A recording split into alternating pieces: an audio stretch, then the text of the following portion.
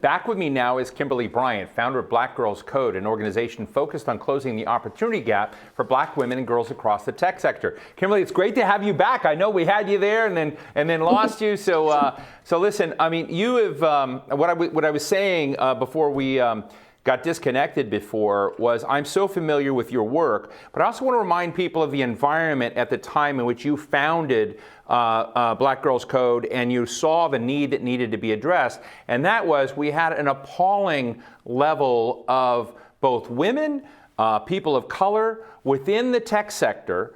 And a lot of people say, well, there's discrimination and bias there, but we also had to address, folks' experience. And you really went head on into this. Tell us about the founding, but why you did this.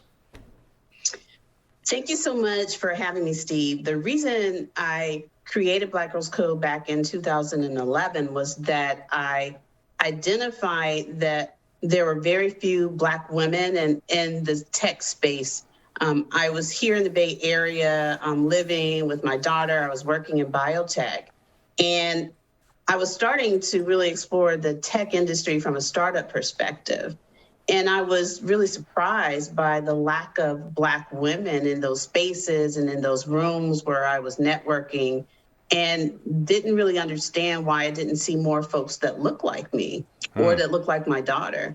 And I also found that in these individual opportunities my daughter was participating in, there are very few women and girls in that room as well as a young person that were interested in technology as well. So I really felt that in 2011, we had a serious problem from a pipeline perspective that was going to have a detrimental effect on the other side once these young women matured and were not a part of those folks that were creators in the tech industry. And so this vision for creating an organization to nurture this talent was born in this notion that we needed to have a seat at the table. And if we were not there now, we had to perhaps make that table for ourselves.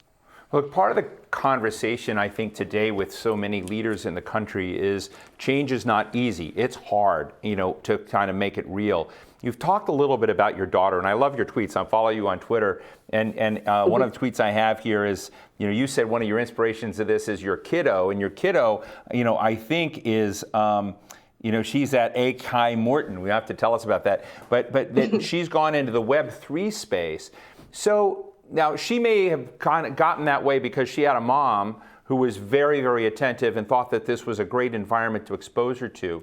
But not all children have that. So I'm just sort of interested in, how do you scale? How do you get structural change so that people realize that they are disadvantaging their children, their daughters, daughters of color in particular, but really it's also gender in this field. And I'm just interested in how you kind of approach this and get partners and allies in scaling the kind of experience you gave your daughter. That's a great question. I think it's interesting for me in particular because now I live in Oakland, California, and our headquarters at BGC is in Oakland. But when I started Black Girls Code, I was actually in San Francisco. So right in the middle of the city that is unfortunately probably less than 1% people of color in terms of demographics. But it's really the hub, if you will, or it has been traditionally the hub of this technovation industry and this technovation wave.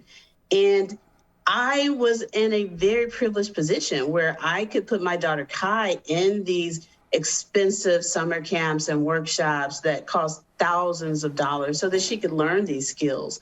But I could go right across the bridge, now we live in Oakland, and see mothers that were unable to afford to give their daughters the same opportunities that I was able to give mine. And so this work that we did, like literally from the ground up. So when I started Black Girls Code, I had no support. I had a 401k, luckily, from my biotech company at the time, and I poured that 401k into this idea that these little Black and brown girls would come into a workshop and sit behind a computer rather than being outside and playing, and there's certainly value in that. But it was just that notion that if we plant this seed, then the fruits will arise. And it took 10 long years, literally, of hard work doing this work in our communities until maybe around 2013, 2014, we started to get more support, but we didn't get a groundswell of support literally into 2020. You know, the Wow. summer of 2020, when this summer of reckoning, as I call it, really started to unfold, was the first time we had the support that we needed to really scale these programs that we've been doing for the past 10 years with very little support, but a lot of demand for the work and a lot of need for this work and this thing that we were building. And of course, in 2020, the world was shoved online, whether it wanted to or not, because of COVID. And if you really had communities that were not connected, not of it, then they were even left further behind. I don't know if you know my friend Jim McKelvey. Jim was a co-founder of Square, but he created an organization down in Missouri and Miami and other places called Launch Code. And one of the lessons he learned from it, and I learned from him, is he would train people that would come out of coding schools and whatever, not just young people, but people of every age, some people who had health issues, some people who had various speed bumps in their lives, and he would turn them into world-class coders. But they had a really hard time getting jobs. And so he was creating talent that was being left, on the side of the road. And he'd become kind of a celebrity, so he began calling the CEO of Cisco and calling and saying, why aren't you hiring my people? And what they found, and I'm being very non-specific with this, but is that HR departments were very risk averse, and they wanted a kind of pedigree that looked a certain way from a certain place. I'm just interested to make this a real discussion.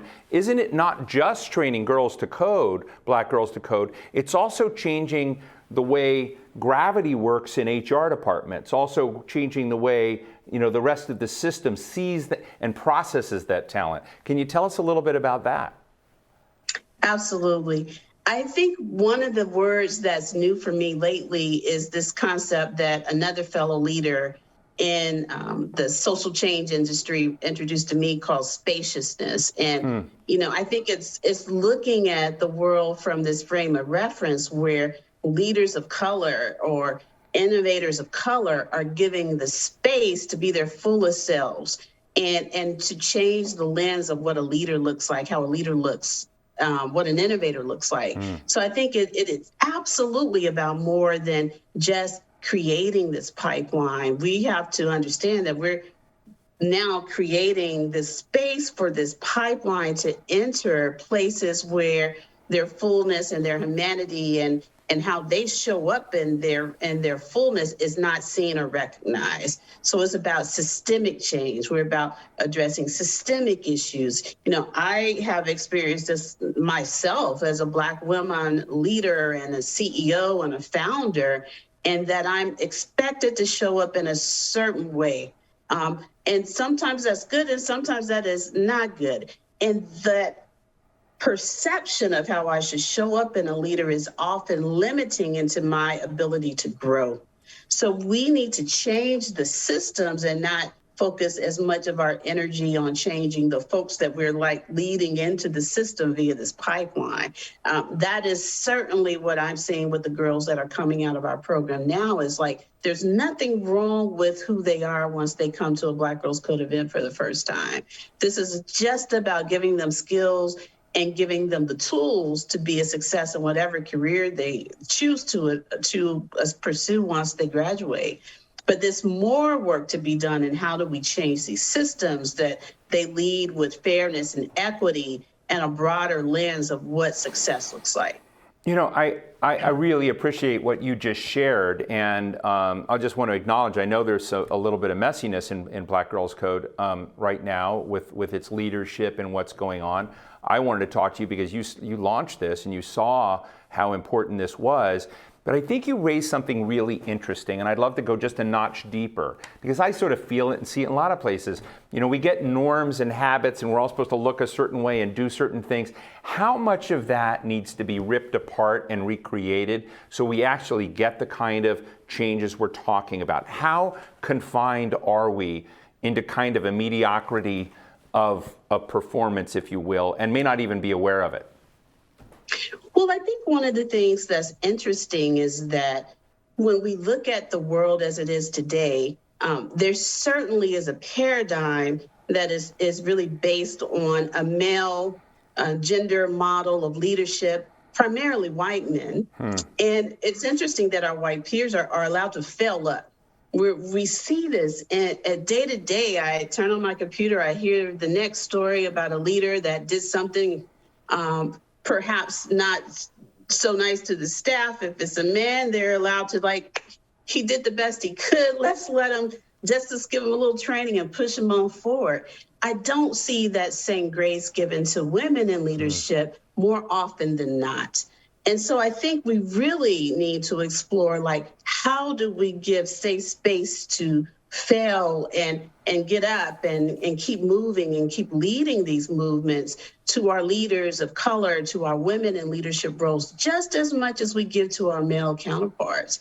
And I think that's the real conversation of what does leadership look like, and how do we build and support leaders and who continue to do this work in systems that are not meant to help them be a success. And how do we really invest in this, as I said, this notion of spaciousness for our leaders, so that they can continue to grow and they can continue to lead and model for the next generation.